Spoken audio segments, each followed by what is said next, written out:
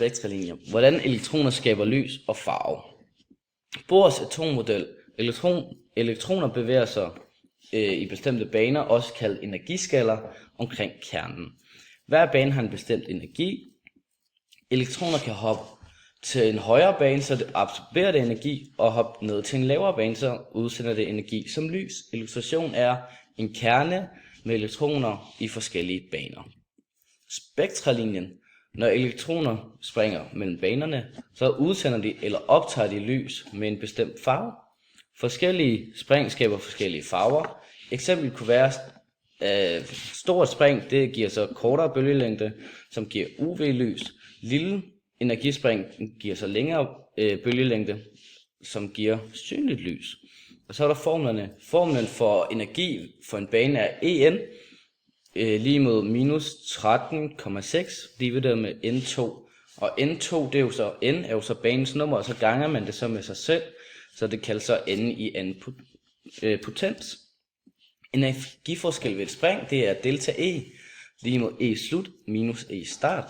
Delta E betyder altså energiforskel mellem to baner, og E start er altså energien i den bane, hvor elektronen starter fra, hvor E slut så er energien i den bane, hvor elektronen ender i.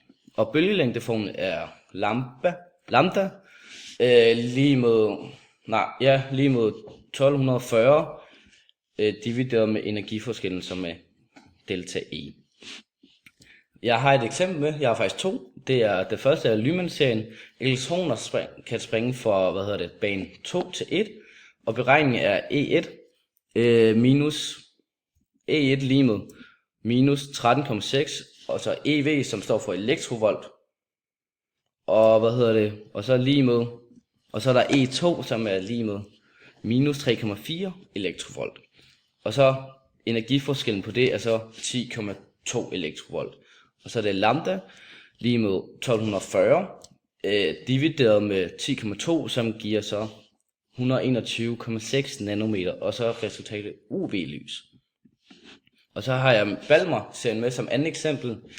Så elektroner springer fra bane 3 til bane 2, og beregningerne er så E2 lige mod minus 3,4 elektrovolt, og så er der E3 lige mod minus 1,51 elektrovolt. Og så er energiforskellen 1,89 elektrovolt, og så er det lambda, som er 1240 divideret med 1,9, for det er elektrovolten, som giver så 656 nanometer.